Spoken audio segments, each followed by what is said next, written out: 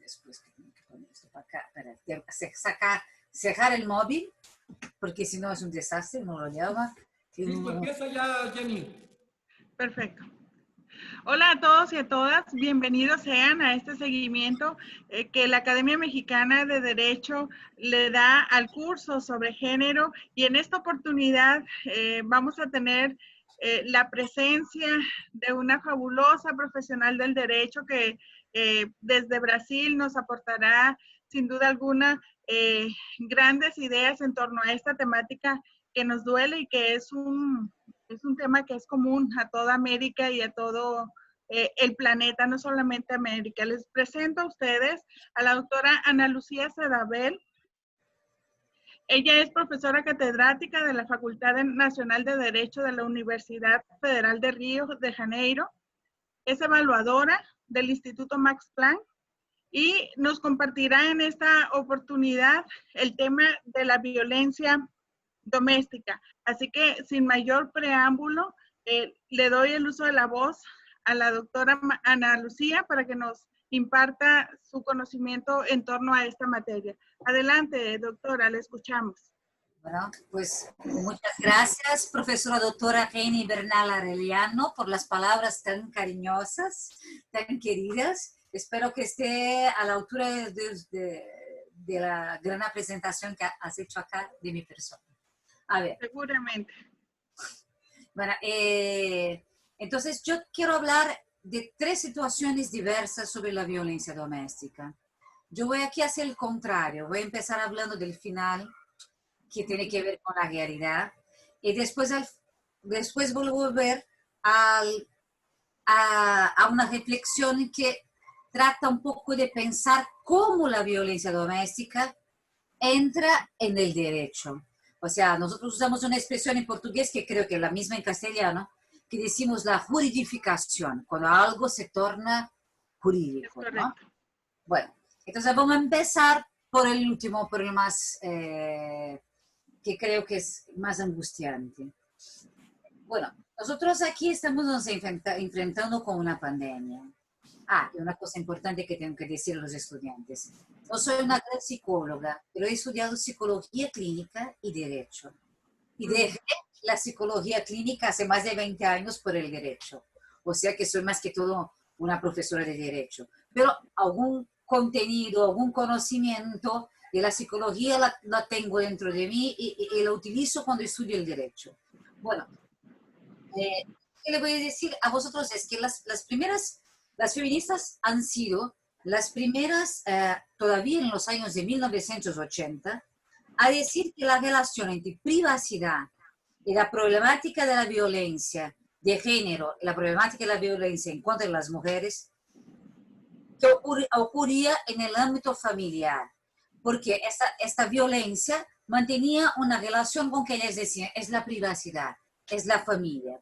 Entonces, la violencia doméstica, ya en los años de 1980, era comprendida como un indicativo de la construcción histórico-social de las relaciones desiguales entre hombres y mujeres, ¿no?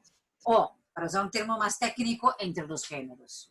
En nuestro modelo social, que es un modelo patriarcal, y por lo tanto, si es patriarcal, por lo tanto es heterosexual, ¿no? Este tipo de violencia se constituyó en una forma sistemáticamente empleada para controlar las mujeres bajo la intimidación y el castigo, la punición. Aún si popularmente ha prevalecido y todavía en algunos ambientes sociales todavía se lo creen, la idea de que la violencia doméstica es un fenómeno típico de un desvío, es un fenómeno aislado, que puede ser atribuido a una patología de determinados tipos de hombres, determinados tipos, o una patología que es de un determinado tipo de matrimonio. Los dos se pelean mucho, son muy violentos, beben mucho y al final uno pega el otro. Bueno, yo entiendo que la construcción desigual entre los géneros, entre hombres y mujeres, no solamente perjudica las mujeres que tienen orientación heterosexual. En la división patriarcal del mundo no hay espacio también para la diversidad sexual, ¿no? Consecuentemente, todos los desvíos deben ser castigados. Todos los desvíos deben ser neutralizados. Por ello, también voy a dedicarme aquí a un pequeño pedacito de mi reflexión acerca del sufrimiento vivenciado por las personas que integran en América Latina la comunidad, no sé si pronunció bien en castellano, LGBTQI+, porque cada vez tenemos una letrita más y se queda más complicado decírselo todo.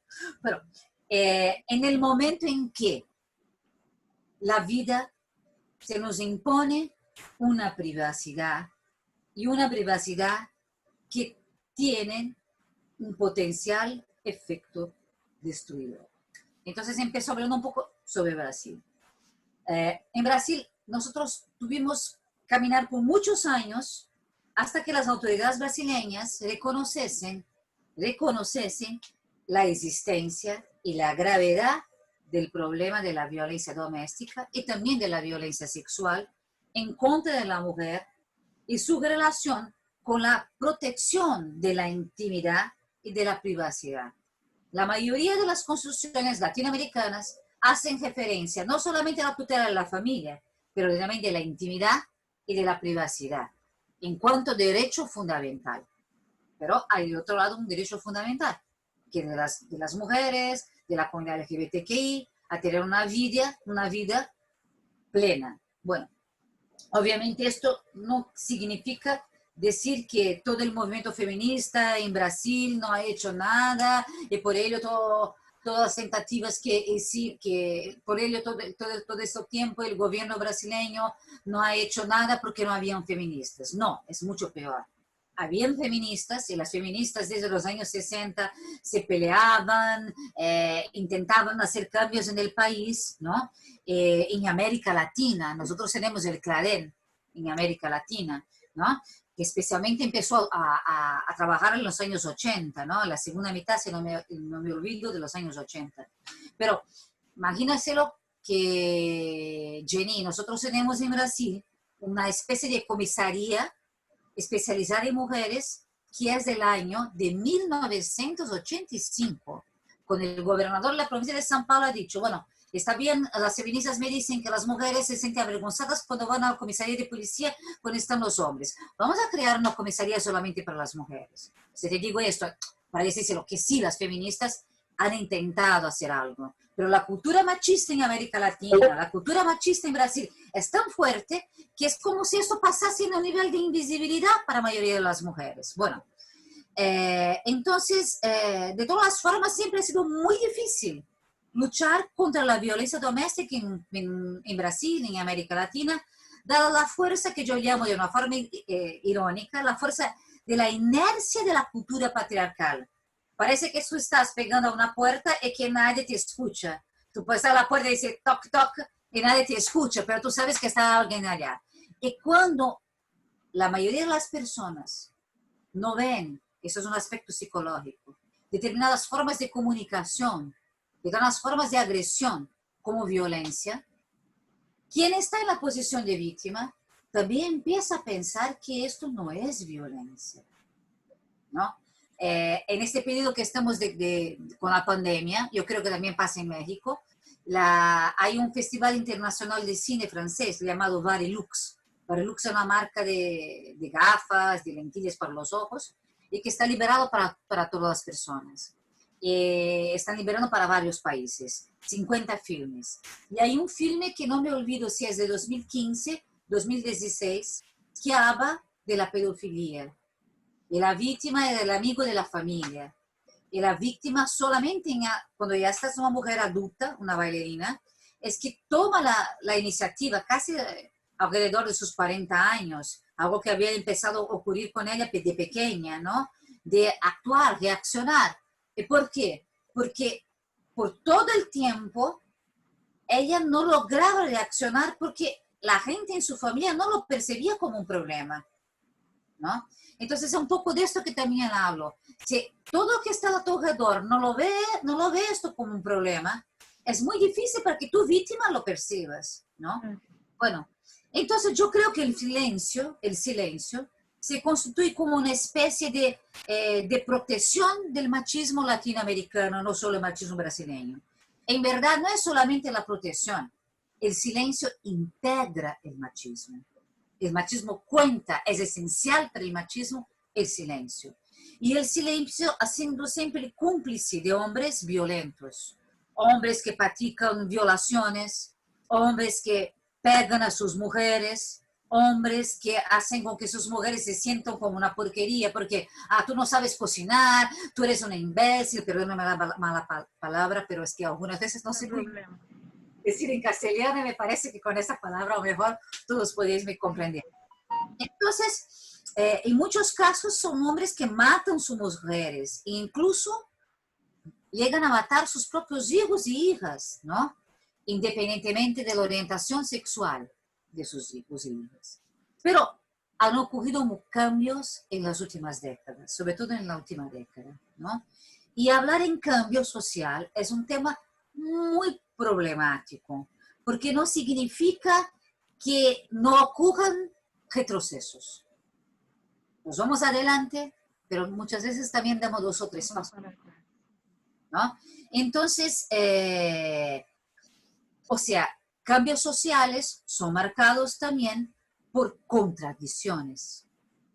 No es fácil cambiar comportamientos, padrones de comportamientos que están muy metidos en la cabeza de las personas y una sociedad, ¿no? Además, las mujeres víctimas de violencia doméstica muchas veces sufren discriminaciones, ¿no?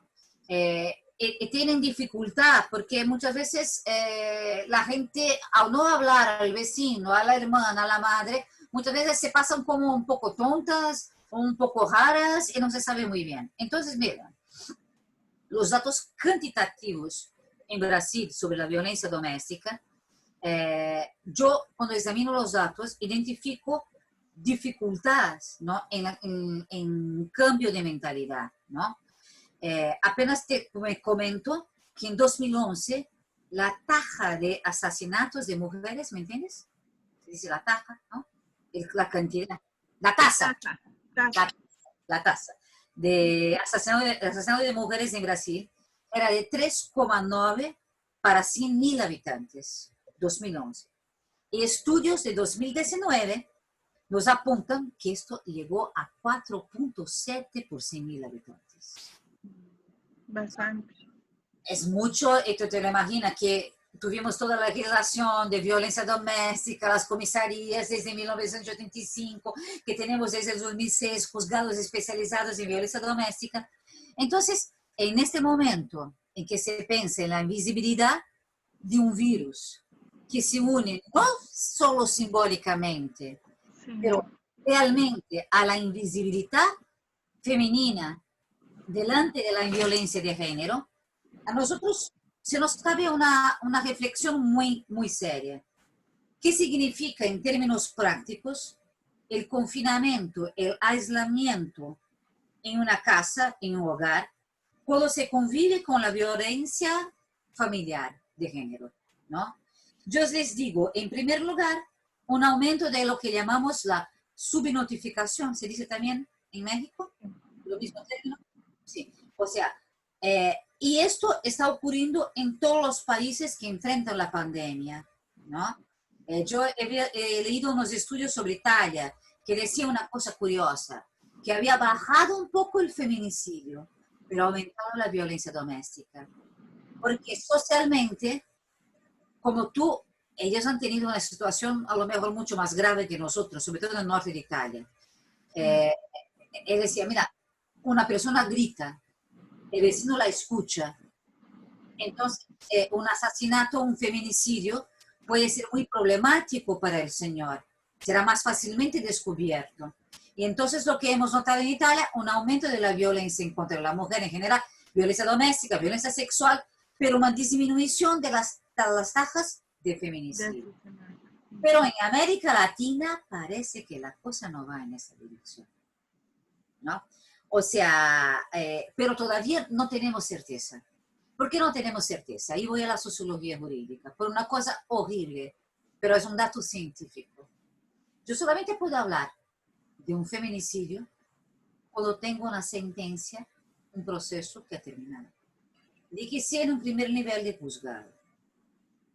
Más allá lo que puedo decir son de denuncias que han llegado a la policía y eventualmente de procesos que han empezado. Pero para decir, tengo un aumento de 10% de feminicidio en México, o en Brasil, o en Chile, yo tengo que tener ese dato ya cerrado científicamente. Lo que significa que tengo que tener un proceso que se ha terminado.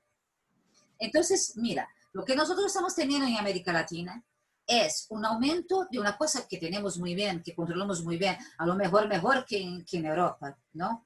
Por la desgracia que tenemos mucho asesinato, mucho feminicidio, mucha violencia doméstica, y tenemos que agradecer mucho al gran trabajo que han hecho las mexicanas, porque feminicidio en América Latina a lo mejor no se hablaba, si no fuera el gran esfuerzo de las mexicanas. Toda la situación de Juárez ha reaccionado, ha posibilitado una reacción en México que va más allá del ámbito intelectual, ¿no? Bueno, entonces lo que pasa, nosotros tenemos un aumento que podemos identificar de denuncias. Están las argentinas, vamos a decir, aumento de 67% de denuncias sobre violencia doméstica en Argentina, aumento de 50% en Brasil. Pero, por ejemplo, las chilenas nos dicen una cosa interesantísima.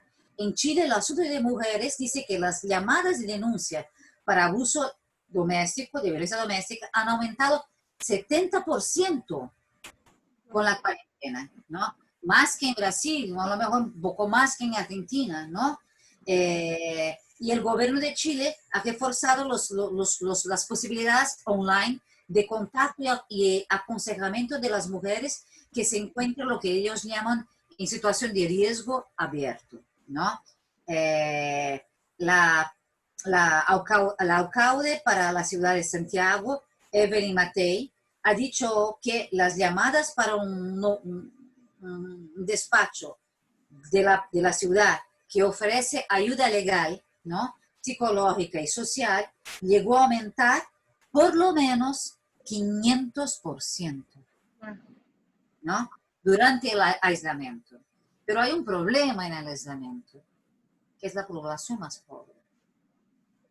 La población más pobre, delante de la crisis económica, que para nosotros está mucho más fuerte a lo mejor que en Europa, para nosotros un mes ha estado menos que suficiente para que mucha gente perdiera su trabajo, o entonces para que tu jefe te llamara y te dijera, mira, tú aquí vas a ganar 30% menos, ¿lo vas a quedar o no vas a quedar? ¿No? Entonces, en un contexto de esto, la gente y las mujeres también están dejando de pagar la internet. Entonces también tenemos un poco más de dificultad para saber exactamente, para poder utilizar programas que son programas online que requieren el uso de la internet, ¿no? Entonces, si tú solamente solo tienes acceso no más a tu teléfono móvil, pero solamente al teléfono común o a la tele, también estamos enfrentando en Brasil, y la impresión que tengo es que también está pasando por las partes más pobres de la América Latina el mismo fenómeno, ¿no?, que no tienes acceso.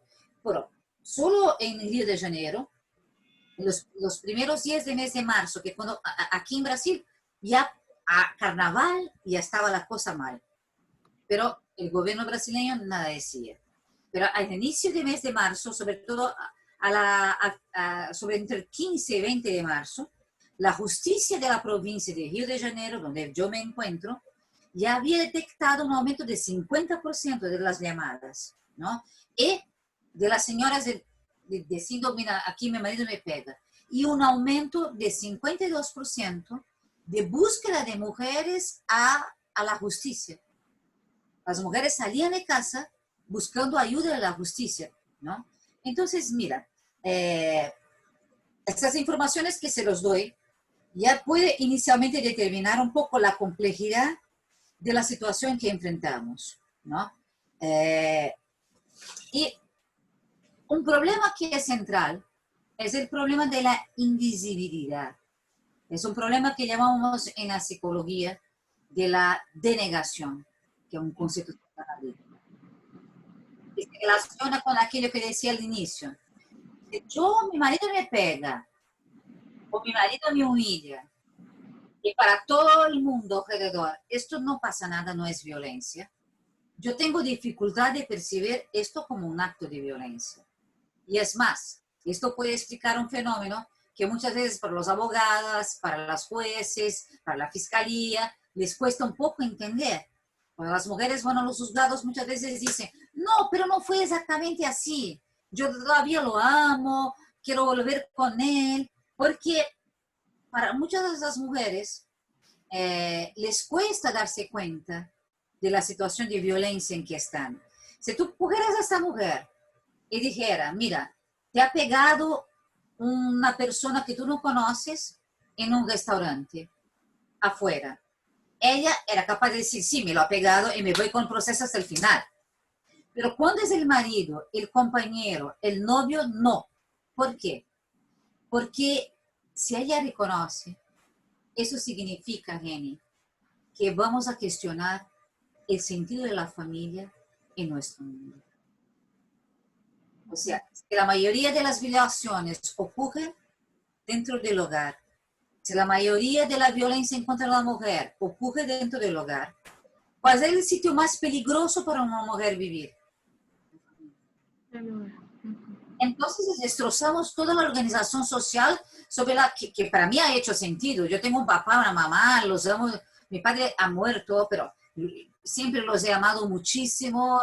He tenido una buena familia. O sea, para mí, yo he educado a mi hijo con ese concepto. Pero yo me doy cuenta que los datos que tenemos nos indican que esto es lo más peligroso. Entonces, ¿cuál es el efecto? El marido muchas veces es la persona que practica la violencia en contra de la mujer. Esta mujer a lo mejor en la calle no sufre la misma violencia que sufre en casa, ¿no? Y la oportunidad que sea víctima de un acoso sexual, ¿no?, en el ambiente de trabajo es mucho menor que la posibilidad de ser víctima de violencia doméstica en su casa, ¿no? Entonces, lo que pasó en América Latina, sobre todo en las últimas 2 décadas, y más una vez repito, tenemos que agradecer mucho la iniciativa de las mexicanas en esto, para ayudarnos a darnos conciencia de esto, y sobre todo las antropólogas mexicanas, ¿no? Es que la gente empezó a darse cuenta que la violencia de género, ¿no?, ocurría dentro de casa, ¿no? Entonces, la situación de Juárez fue una situación ejemplar, ¿no? La gente empezó a darse cuenta, ¿no? Entonces, ocurrió lo que llamo yo sociológicamente la visibilidad de la invisibilidad. Con todas las campañas que hacemos, con todas las insistencias, con todos los grandes esfuerzos, yo acompaño lo que pasa en México. Yo sé que el gobierno mexicano está diciendo, no, pero no tenemos tanta violencia doméstica, pero las mujeres mexicanas ya están todavía muy involucradas, como la alcaldesa, que están diciendo, no, no es así. Aunque un gobierno de izquierdas puede decir que no hay violencia doméstica, y la tenemos. Hay un aumento de la violencia, ¿no? O sea, a la visibilidad de la invisibilidad. Pero lo que pasa es que estas mujeres están encerradas en casa, ¿no?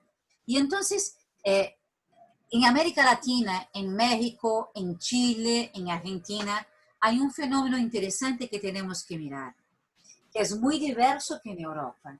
Y yo lo voy a citarte por ejemplo de Brasil.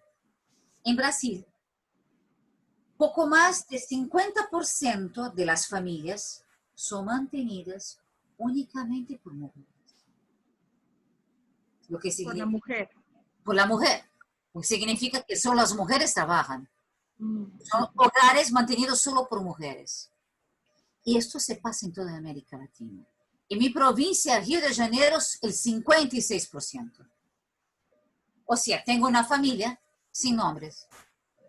O aunque si existe un hombre, financieramente no cuenta para nada. Lo que cuenta soy yo, que trabajo y mantengo. Entonces, esta mujer, aunque no vaya al diván del psicanalista, no haga la terapia más sofisticada del mundo, su comportamiento empieza a cambiar, aunque ella no se dé cuenta. Y entonces vemos la búsqueda en los tribunales por violencia doméstica. Cuando el juez o la juez le preguntan, pero usted, ¿cómo eso le ocurrió? Ah, no, él me ha pegado porque le dije, mira, tú no vas a pasar más el final de semana bebiendo tequila y volviendo el lunes. Tienes que estar aquí a casa conmigo. O sea, yo no te quiero más teniendo la casa chiquita y la casa grande. No, mi casa y la casa chiquita. Eso no lo acepto más. O sea, mira, yo no quiero más estar contigo. Siempre son situaciones donde las mujeres dicen no. No a lo que significa un cuestionamiento a la dominación. No acepto más la dominación. Y en este momento ocurre la violencia. Porque vivimos una situación de tensión en América Latina. Las mujeres, sí, en América Latina trabajan mucho más que en Europa. Mucho más. Tenemos mucho más mujeres, incluso en la clase media para arriba, como jueces, como abogadas, como defensoras públicas, como fiscales, como médicas, ¿no? Porque en este continente o trabajamos o morimos. Simplemente es una cuestión de clase social. Yo sabía que yo tenía que ir a la universidad, tenía que trabajar. Porque si no trabajara, no iba a tener la misma educación, la misma condición financiera que tengo hoy. ¿Entiendes? Entonces, ¿lo que pasa? Entonces, tenemos que también trabajar con esta hipótesis, que el aumento de las denuncias, aunque tenemos mucha subnotificación, se debe al hecho de procesos de cambios sociales fuertes en América Latina. Y hoy llega el coronavirus y su invisibilidad se torna cómplice ideal del machismo latinoamericano, ¿no? Entonces, mire, ¿qué podemos hacer para evitar más muertes de mujeres y más violencia de género en momento de confinamiento? En primer lugar, yo creo que pasa por una comprensión que es muy necesaria, que el hogar, el sitio más peligroso, infelizmente, lo digo esto con mucha tristeza, que el sitio más peligroso para tutelar, para cuidar de la integridad femenina es el hogar, es la familia, ¿no? Porque justamente, porque lo digo así con mucha tristeza, porque la constatación de este hecho, ¿no? Nos lleva, a lo mejor quizá lleva una cosa buena, tenemos que cambiar la familia, inventarnos una nueva familia bajo otras perspectivas, ¿no? Pero te cuento algo que a mí me dejó muy colgada, creo que comenté ya una vez con la Academia de Derecho. Yo trabajé en una investigación, yo trabajé con datos de investigación en Alemania sobre mujeres que sufrían violencia. Y me encontré con una investigación de la ciudad de Heidelberg, en Alemania, donde se han preguntado a las mujeres, ¿dónde tú crees que puede ser víctima de violencia sexual? Y las mujeres decían, a la calle, al paradero del Pullman, del bus, al metro, a la entrada del metro, casi 98% de las mujeres contestaban de esta manera. Y la policía alemana, las investigaciones decían que casi 99% de los casos la violencia sexual ocurría en la familia y con una persona que lo conocías muy bien. Tu marido, tu compañero, tu ex compañero, tu padre, tu tío, el marido, segundo marido de tu mujer. Entonces, o sea, la realidad y el imaginario de las mujeres no coadulan. En casi la mayoría de los casos, no coadulan porque las mujeres no quieren creer que aquello para que siempre han estado educadas, que es la familia, aunque nosotros en América Latina trabajemos, nosotras somos la primera a llegar en casa a saber, bueno, mi hijo, ¿tú has comido, no has comido? ¿Se ha limpiado la casa, no se ha limpiado la casa? ¿No? Entonces, nosotros somos educadas creyendo que la base de la sociedad es la familia y que en casa, con nuestros familiares más queridos, es donde podemos nos sentir más plenamente acogidas, ¿no? Protegidas de un mundo que está fuera de casa Y el mundo que está fuera de casa es violento. No es el mundo que está dentro de casa que es violento, ¿no? Entonces, yo le pregunto, ¿cómo podemos trabajar con una contradicción tan grande, ¿no? Entonces, tenemos que pensar que la intimidad es un grave problema para las mujeres, ¿no? En sociedades machistas como las nuestras en América Latina, ¿no? Entonces, es lo que se llaman las feministas hace muchas décadas el espacio de privado. Entonces, ¿qué tenemos que hacer, no? En Brasil tenemos un presidente que tú no te lo imaginas, terrible, ¿no? Aquí el señor no usa la mascarilla y dice que tenemos que estar en la calle, que es lo mejor, tenemos que comprar armas para combatir los machos que son violentos, ¿no? ¿Qué tenemos que hacer? Entonces, esta es una situación muy difícil de afrontarse, ¿no? La defensa de la intimidad y de la privacidad de una sociedad liberal no puede ser considerada como una excusa para aceptarnos la violencia que se practica en la familia, ¿no? Tenemos aquí un grave, pensamos ahora en términos jurídicos, un grave conflicto de derechos fundamentales, donde se tiene que priorizar la vida, ¿no? Y esto para el jurista brasileño, para el jurista latinoamericano, todavía es difícil de comprender, sobre todo para los penalistas, ¿no?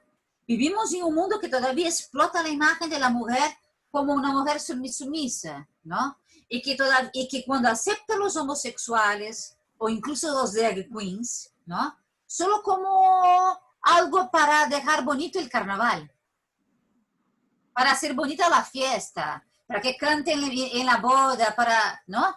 O sea, entonces nosotras mujeres somos utilizadas para vender la bebida alcohólica, para vender los coches, para alegrar con nuestros cuerpos las imágenes que se pasan en el cine, en la tele, ¿no?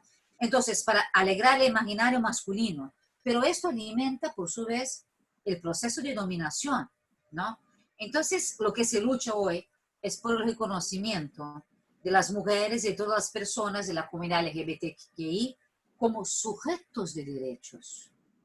Y esto no combina más con la tutela de la cultura patriarcal. Entonces, nosotros hoy en América Latina, ¿qué tenemos que hacer con todo esto que estamos haciendo? Yo creo que la creatividad latinoamericana es increíble, ¿no?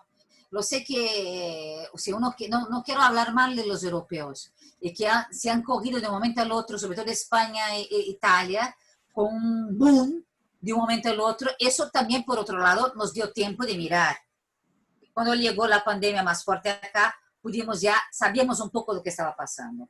Pero de todas maneras, lo que estamos haciendo nosotras en América Latina, priorizar servicios de manutención, de atendimiento a las mujeres en situación de violencia doméstica, recordando que infelizmente muchas mujeres, las más pobres, están sin acceso a la internet, ¿no?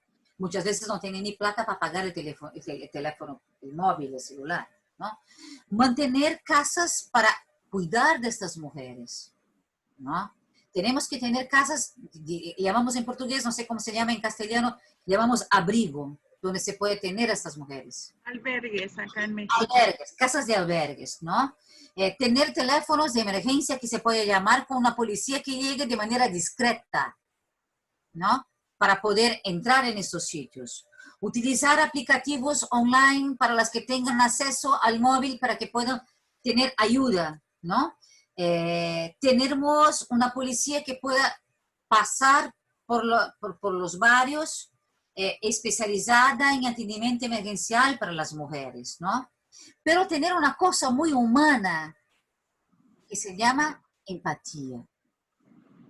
Empatía significa ponerme en el lugar de la otra persona que sufre. Y entonces aquí entra la comunidad. La mayoría de las personas saben que en la casa al lado hay una que el marido le pega. Y muchas veces silenciamos. No podemos silenciar en momentos como estos. No debemos silenciar nunca, pero sobre todo en momentos como este.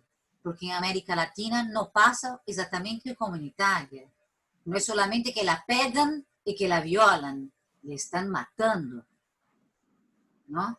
Entonces, nosotros tenemos que contar con ayuda de muchos órganos, redes sociales, que tengan un comprometimiento con la situación de las mujeres. Y ahora quería decirte una cosa que me parece muy importante. Todavía tengo 5 minutos. ¿Cómo estoy de tiempo? Adelante, adelante. Bueno, entonces yo quería decirte una cosa que me parece muy importante. Dice al comienzo que dejaba el inicio para el final, por lo cuenta de la pandemia. Bueno, a final de la década de 1980 se amplió la discusión sobre la violencia doméstica con la introducción del tema en el derecho. Hasta entonces era un tema que se discutían feministas. O, por ejemplo, yo soy enamorada para morir de las antropólogas de México, de las juristas también, pero la antropología en México es una cosa así, o sea, lo que más aprendí acerca de mujeres, de la situación de las mujeres en América Latina y también de mi situación por el hecho de leer las compañeras antropólogas latinoamericanas, las mexicanas. Entonces, mira, han escrito mucho sobre el tema de la violencia doméstica, antropólogas, sociólogas, pero en los años 80 el tema llega al derecho, se juridifica, ¿no? Y ahí hay lo que se puede decir una ampliación. ¿Por qué yo hablo de una ampliación y no en el desarrollo de la discusión? Porque por detrás de la aparente inocua elección del término ampliar, se oculta un debate más arduo sobre la construcción del concepto de violencia doméstica. El tema de la violencia doméstica fue introducido por los grupos feministas, lo sabemos, en los años 70 en Estados Unidos. La primera casa de albergue de mujeres se creó en 1964 en Pasadena, California. Se llamaba Haven House. Yo no pronuncio muy bien el español, el inglés. Bueno. Y la finalidad era dar protección a las familias de maridos alcohólicos, ¿no? Y esto funcionó hasta el año de 1972. Y después se han creado otras casas de abrigo para mujeres maltratadas, asociada a la publicación de libros como el famoso Scream Quickly o The Neighborhoods Will Hear. Grite bajo para que o si no, los vecinos te van a escuchar. Que fue publicado por Erin Peasley en 1974, ¿no? Bueno, en este periodo, hasta los años 80, en cuanto el tema no estaba juridificado, se entendía que la violencia doméstica era para el hombre una forma de ejercer el poder sobre la mujer mediante el empleo de violencia física. Por este motivo, el tema se tornó relevante en el ámbito de la discusión feminista acerca del patriarcado. Las organizaciones feministas, al introducir en la sociedad civil esta nueva temática, despertaron rápidamente el interés de la opinión pública y también de los órganos internacionales y de los gobiernos. Y después llega el derecho. Entonces, para que tengas una idea, en Estados Unidos había en 1982 más de 700 casas de abrigo para mujeres que recibían anualmente en 82 cerca de 270,000 mujeres y niños, ¿no? Bueno, entonces el reconocimiento de la importancia del tema en el debate acerca del patriarcado ocurrió, pero con mucha resistencia, ¿no? Entonces, por ejemplo, habían grupos que menospreciaban, pero poco a poco este tema va llegando al derecho, ¿no? Y en la década todavía de los años 70, los sociólogos fueron muy criticados por las feministas por no considerar en sus investigaciones la violencia de género y la violencia doméstica. Pero a pesar de las dificultades que tenemos para establecer fechas y precisas para hablar de la continuidad y la ruptura del tratamiento sociológico y jurídico de la violencia doméstica,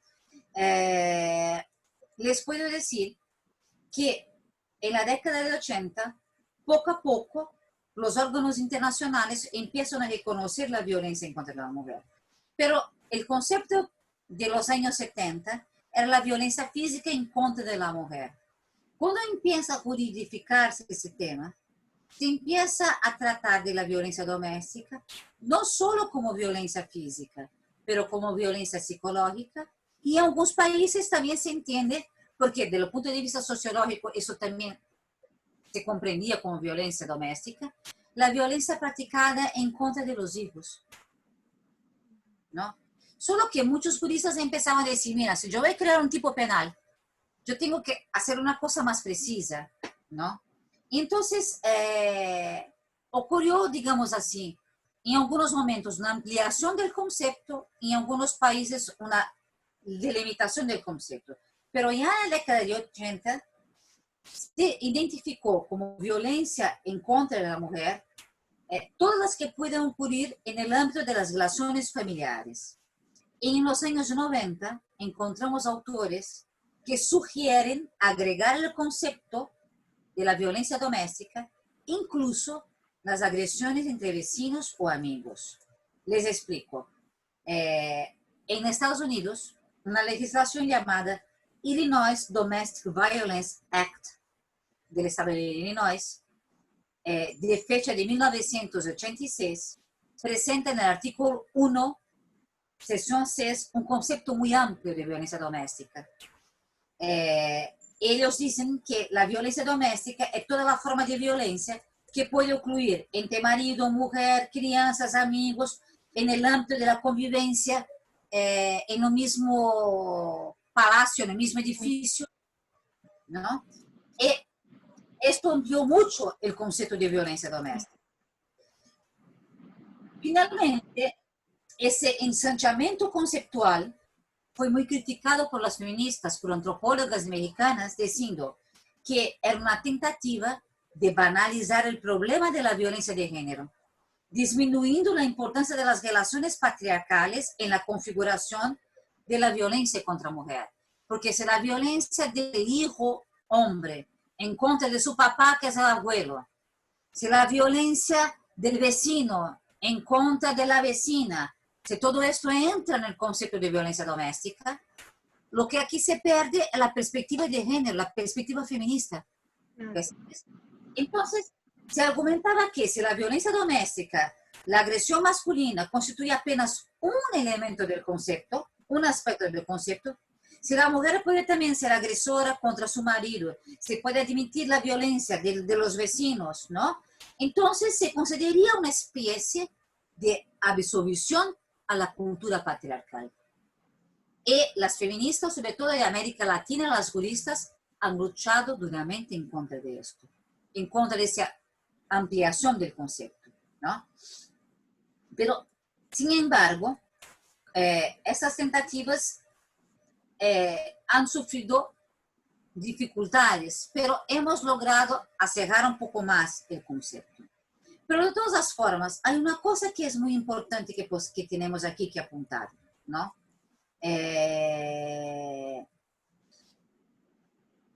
La familia siempre genera de alguna forma violencia.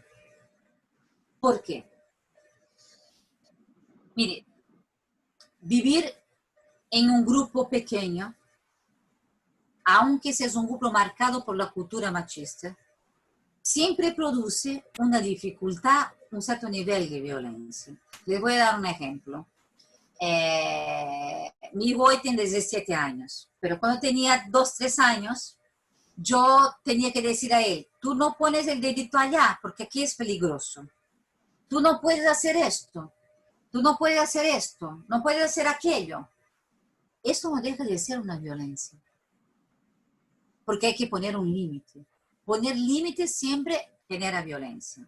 Y además de esto, cuando personas conviven muy cerca en una casa, es normal, es comprensible que un día uno no está muy contento y dice, bueno, yo dije una palabra dura. ¿Cuál es la madre que no ha dicho una palabra dura con sus hijos? ¿No? Esto es una consecuencia del hecho que vivimos juntos, cerrados en un ambiente, ¿no? Entonces el problema es, ¿dónde se puede hacer el nivel de diferenciación de una violencia que siempre puede ocurrir por el hecho de que vivimos en grupos pero cerrados, ¿no?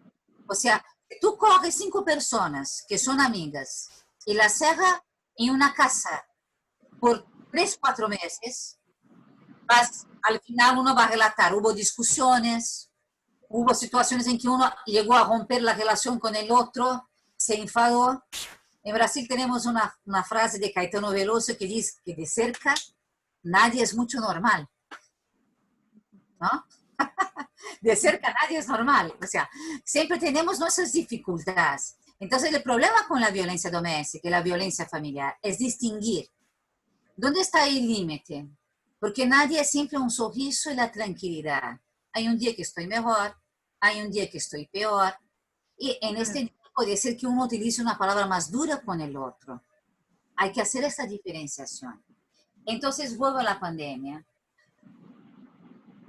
Estamos encerradas nosotras, 4, 5, 6 meses que no salimos.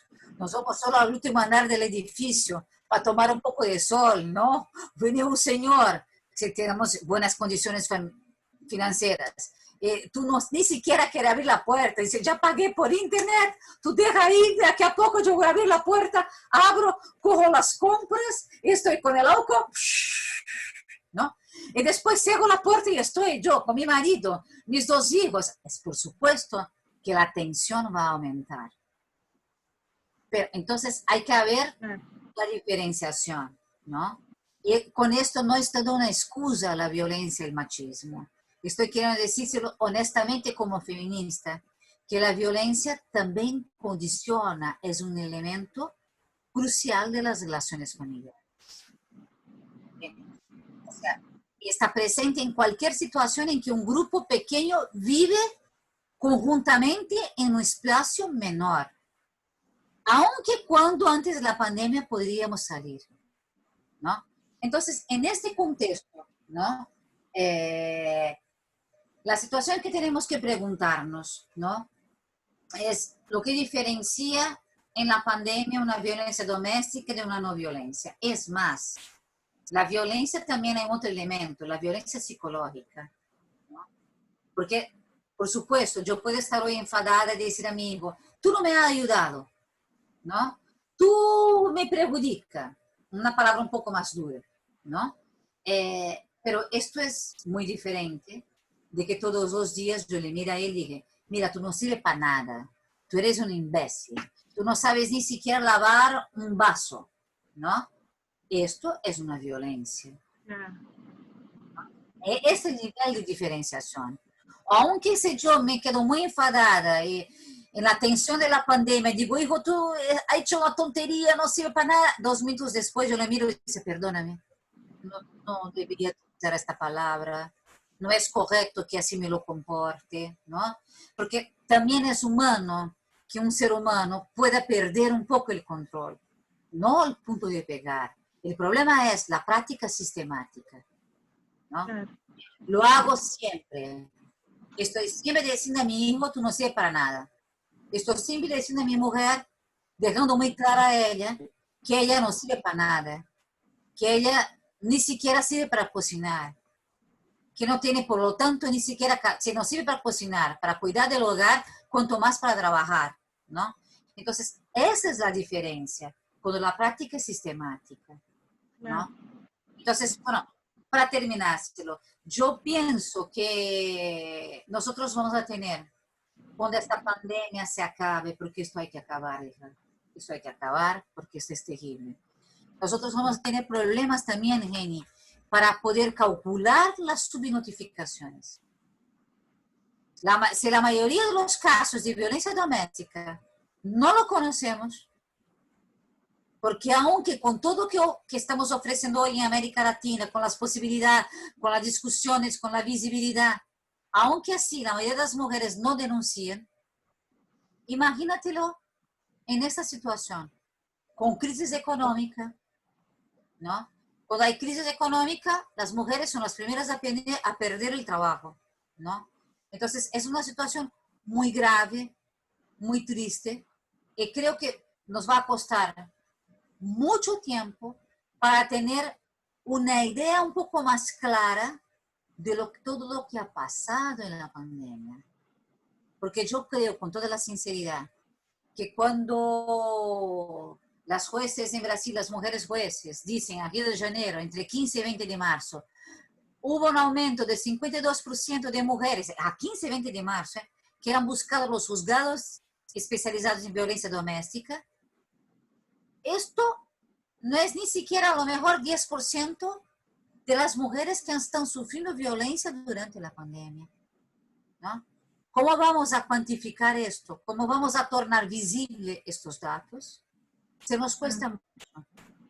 Pero creo que el mensaje que quiero dejar a los estudiantes, sobre todo, es pensar en cómo es importante tornar la invisibilidad visible, dar voz y tener empatía. Y con esto agradezco muchísimo esta gran invitación de la Academia de Derecho, profesor Jesús, profesora Jenny Bernal Arellano. Muchas gracias por esta amable invitación. Y si tenéis alguna pregunta, yo estoy. Gracias, estimada doctora. Muchísimas gracias. Han sido pues un tema bastante interesante el que nos ha desarrollado y le escuchaba y pues no podía dejar de comparar la situación que usted nos compartía con lo que pasa en el Estado mexicano. Desafortunadamente es una situación muy coincidente, ¿no? La violencia la vivimos prácticamente a diario en el Estado mexicano y muchos nos cuestionan o nos cuestionamos como abogados qué hacer, cómo hacer para permear lo más rápido posible en el tema de la violencia contra la mujer,